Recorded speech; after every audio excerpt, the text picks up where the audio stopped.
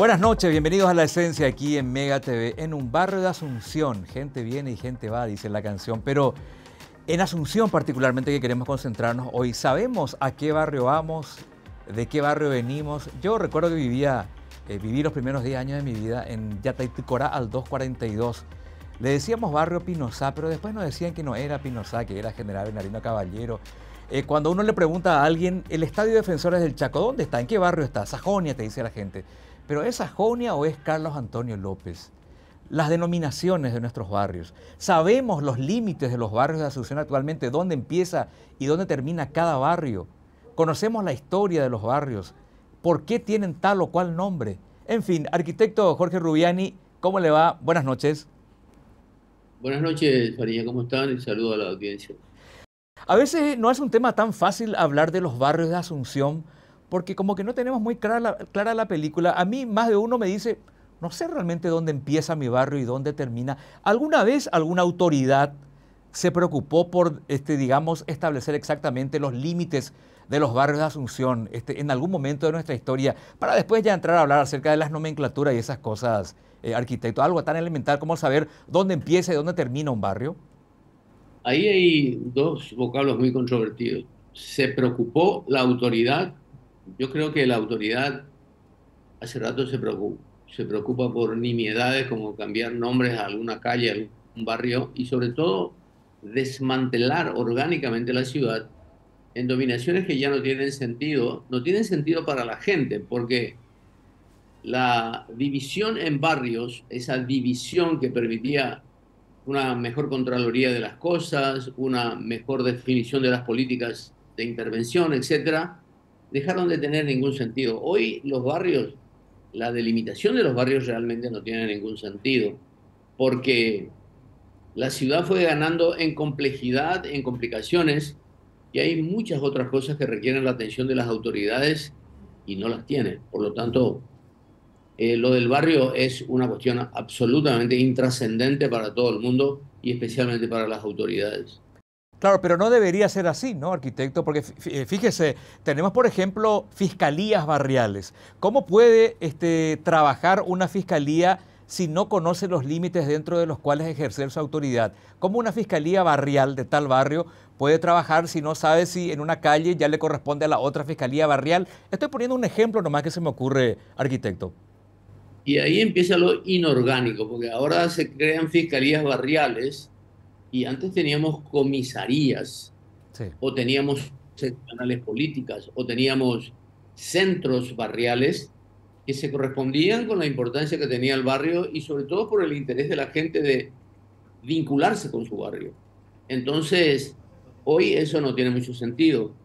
El hecho de las comisarías, por ejemplo, es importante o era importante porque la gente sabía dónde acudir cuando tenía que hacer una denuncia. Antes no teníamos la facilidad en las comunicaciones que tenemos hoy. Por lo tanto, esa vinculación con el barrio era a veces la tabla de salvavidas para mucha gente. Ujú. Pero esa es una tendencia, digamos, de todas las ciudades o en el mundo. Hay una tendencia, eso de disminuir la importancia de determinar los límites de los barrios, o nosotros de desinteresados y desorganizados que somos nomás llegamos a esto, arquitecto. En algún trabajo que yo hice, escribí que el barrio es la ciudad en miniatura. El barrio reproduce en realidad todos los problemas que tiene la ciudad a una escala mayor. Por lo tanto, es categóricamente importante como un núcleo organizativo que permite hasta hacer test para después vincular esas políticas con el resto de la ciudad. Ya dijiste, por ejemplo, antes de la entrevista, que había barrios que contenían a veces toda la actividad nocturna, había barrios que contienen la actividad administrativa, del lugar la actividad comercial, Ujú. cosa que en cierta manera produjo como una dispersión también inorgánica de la ciudad, porque, y eso es lo que se le criticaba al urbanismo moderno, que separó la ciudad por actividades y a veces teníamos una ciudad congestionada en horas laborales, pero vacía residencialmente en otros sectores. Por lo tanto, propiciaba deformaciones en cuanto a las cosas que se verificaban, por ejemplo, el incremento de la hostilidad o el incremento de la delincuencia, eran consecuencia inmediata de malas zonificaciones de la ciudad. Ujú. Por lo tanto, habría que, si los barrios se desmantelan como entidades orgánicas de la ciudad, tendríamos que buscar otra forma de organización u otra forma de administración de los espacios urbanos para que funcionen, porque lo que estamos consiguiendo ahora y utilizando el, la semejanza con otras ciudades del mundo, lo que estamos haciendo ahora es la pauperización de la ciudad y lo que le llaman la tugurización de la ciudad. Ujú. El centro histórico de Asunción es una muestra clara de un acelerado proceso de tugurización que proviene de la irresponsabilidad social y colectiva, pero fundamentalmente del abandono de las autoridades de esos lugares históricos. Usted hablaba del centro histórico de la ciudad. Ese centro histórico tiene una denominación barrial. Buenos Aires, por ejemplo, la zona céntrica se llama San Nicolás. Mire qué ironía. Yo sé cómo se llama el barrio céntrico de Buenos Aires, pero no estoy muy seguro cómo se llama el barrio ahí donde está el Palacio de Gobierno, por ejemplo. Y el centro de la ciudad tiene las denominaciones antiguas que correspondían a los distritos, digamos que religiosos. Por ejemplo, la Catedral, San Roque, Ajá. la Encarnación, esos son los barrios del centro. La Encarnación, por ejemplo, el Palacio de Gobierno creo que está en la Encarnación. Ujú. Después está la Catedral, después está San Roque un poco más retirado, y después ya empieza el cualquier cosa, cualquier cosa. Realmente. El vecino tradicional, arquitecto, usted coincidirá conmigo, antes tenía un sentido de pertenencia a su barrio, defendía su barrio. Cuando crecía seguía diciendo, aunque se mudara, yo soy del barrio San Vicente, y por poco no se ponía una camiseta que diga amo San Vicente. Y cuando encontraba amigos que eran más o menos del mismo barrio cercano, como que había un sentido de familiaridad inclusive. Eso también se ha perdido con el tiempo. Hoy ya es indiferente al vecino de qué barrio es, por ejemplo, sobre todo las nuevas generaciones. ¿Es así y por qué sería? La parte más grave de ese fenómeno de desorientación espacial, por llamarlo de alguna forma, es aquello que cualquiera que viniera del interior del país tenía su centro de residentes guaireños en Asunción, centro de residentes casapeños en Asunción, etcétera, etcétera. Era una forma de seguir atado sentimentalmente al lugar de procedencia y eso se correspondía también con los barrios de Asunción. Ujú. Hay gente que, hay barrios tradicionales de Asunción que promueve todavía ese tipo de identidad, como por ejemplo gente de Sajonia, que no quiere vivir en otro lugar que no sea Sajonia, aunque Sajonia ya no se corresponda al perímetro que tenía anteriormente el barrio. O por ejemplo el barrio Jara, la gente me dice, ah, vos vivís en el barrio Jara, a mí. Pero yo en realidad estoy en la frontera de Barrio Jara y Mariscal López. Estoy en el barrio Mariscal López, pero la gente cuando yo doy la dirección me dice, ah, vivís en el barrio Jara. Y así otros barrios de Asunción, como por ejemplo sería Recoleta, como por ejemplo sería Trinidad, que tienen delimitaciones que ya no se corresponden originalmente a lo que era el antiguo enclave Ujú. urbano llamado Trinidad o Recoleta o Villamorra, que inclusive tenemos un plano del pueblito de Villamorra fundado por el doctor Francesco Morra, pero ese pueblito de Villamorra ya no se corresponde con los límites que tiene Villamorra hoy, actualmente. Usted sabe que justamente ya que toca el tema de Villamorra, a mí me cuesta, por ejemplo, reconocer qué es Villamorra, qué abarca Villamorra y qué no. Como que se volvió bastante ambigua también la limitación de ese barrio.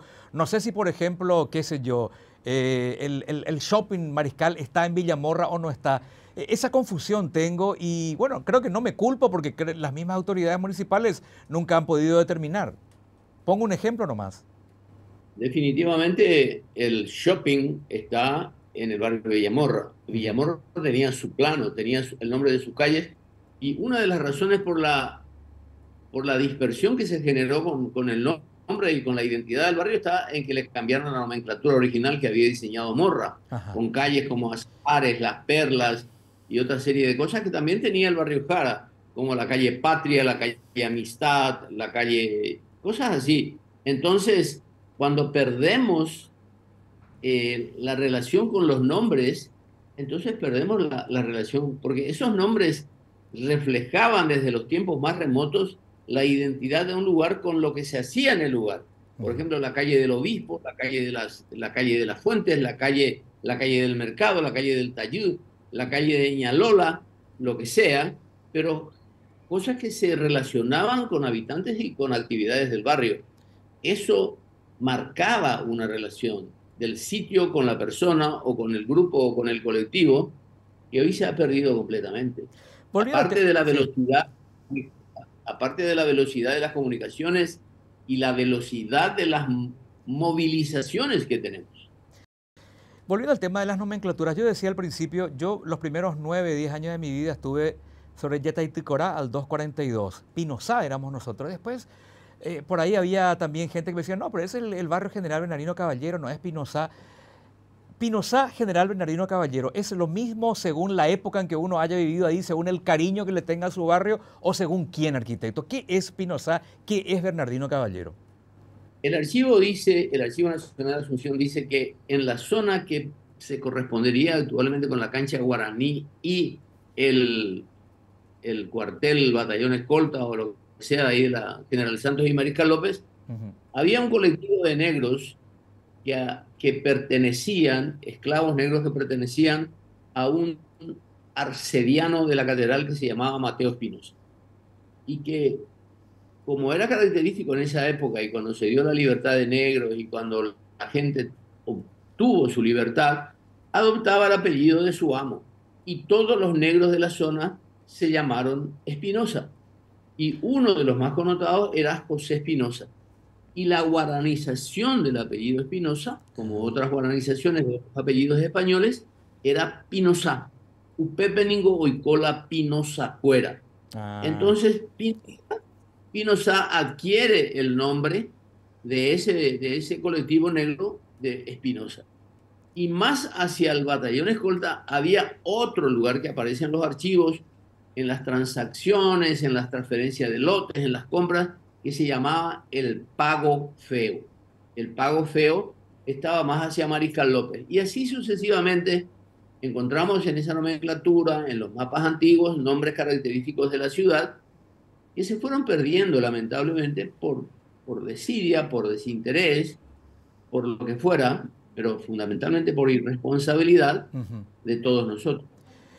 Cuando yo escucho a un periodista deportivo decir en el estadio de Sajonia, se refieren evidentemente al Defensores del Chaco, pero después hay otros que me dicen, no, no está en Sajonia en el estadio, está en el barrio Carlos Antonio López. Ahí entro en confusión otra vez, arquitecto. ¿Qué es lo correcto? Estoy seguro, estoy seguro. Yo sé que Sajonia quedó remitido a un reducido espacio urbano alrededor del Club Deportivo Sajonia, que también tiene sus razones para la denominación.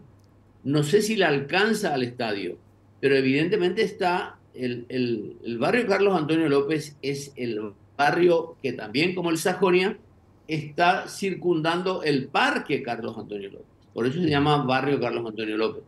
Ajá, Pero le entiendo. quería dar un pequeño detalle de cómo nos olvidamos de las cosas. A Cuando ver, transitas por Mariscal López, por frente a Toyotoshi más o menos, de tardecita vas a ver como que la calle tiene, el pavimento tiene como una rugosidad. Y cuando se transita por ahí, la rugosidad se traduce en sonido. Tan, tan, tan, tan, tan. sí.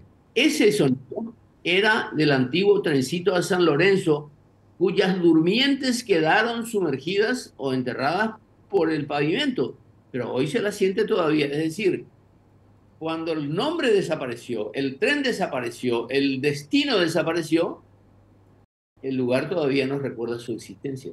Mira usted, qué interesante.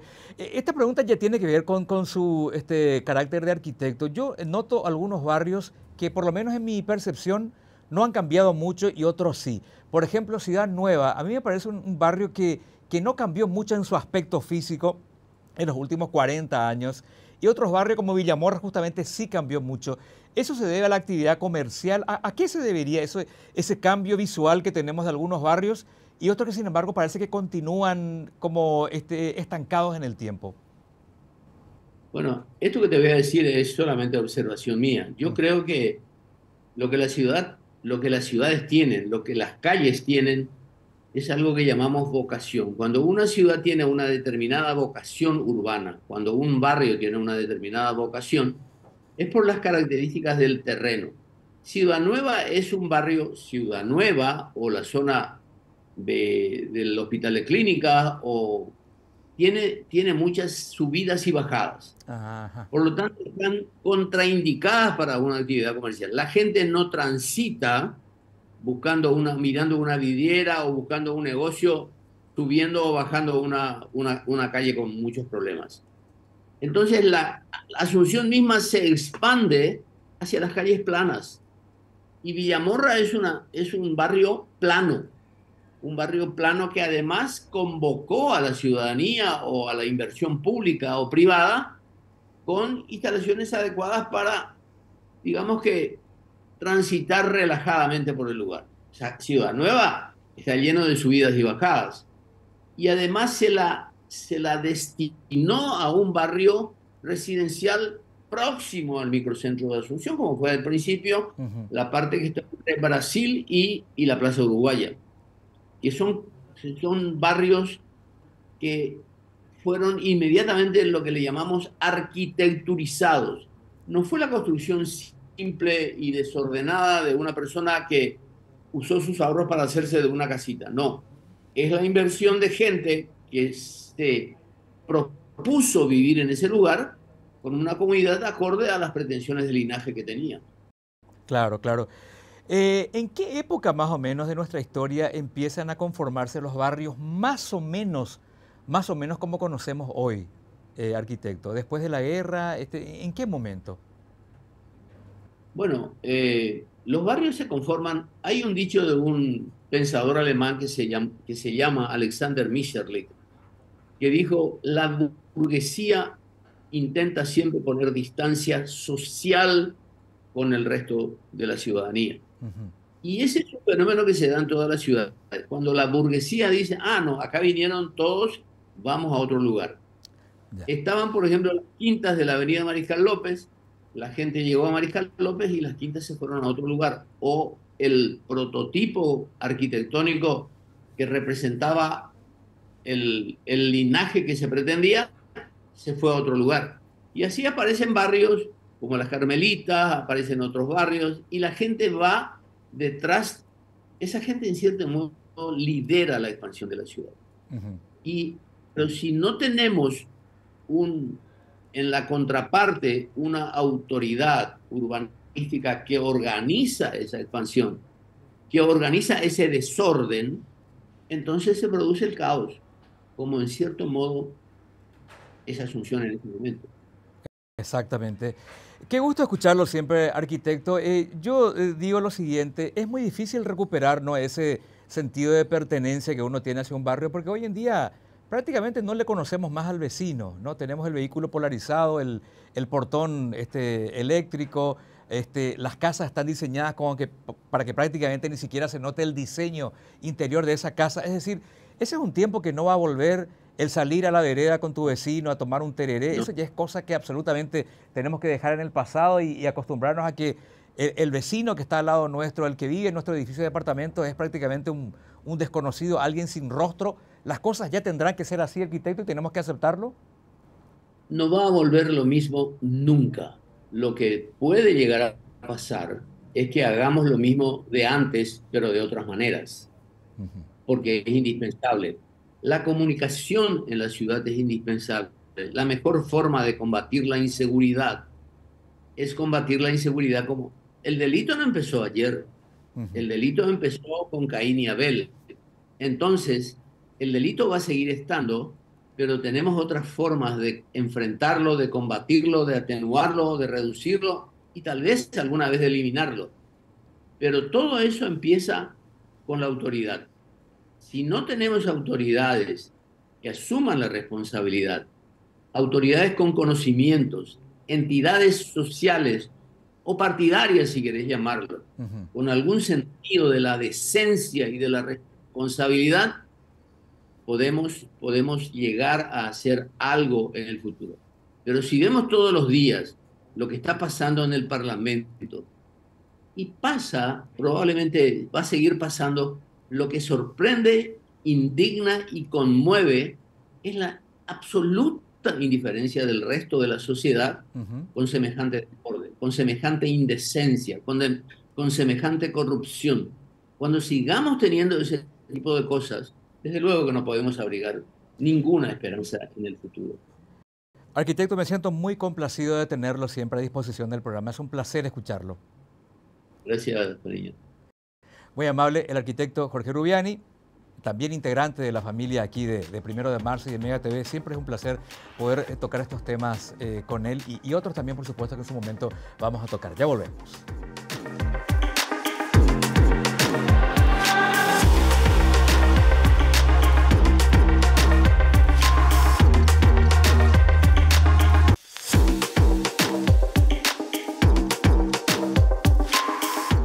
Usted, amigo televidente que está viendo el programa en este momento, sea en Asunción, en algún barrio de Asunción o de alguna otra ciudad, ¿sabe realmente por qué su barrio se llama como se llama? ¿Realmente está seguro de que está en tal o cual barrio o hay también discrepancia con respecto a los límites del barrio donde usted está y al final no sabe si es del barrio tal o del barrio tal? ¿Le pasa eso también? Los nombres de las calles, eso también vamos a tocar un día con el arquitecto Rubiani. Los nombres de las calles de Asunción, por ejemplo. Uno va caminando por la calle, sabe el nombre de esa calle, toda la vida pronunció el nombre de esa calle, pero ¿quién es el personaje cuyo nombre aparece en esa calle?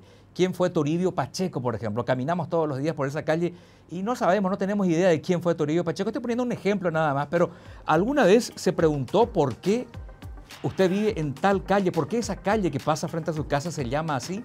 Cosas interesantes para ir tocando también en un espacio como este, porque nos parece que eso hace a la esencia misma del día a día de un vecino de cualquier lugar. Hasta la próxima en La Esencia.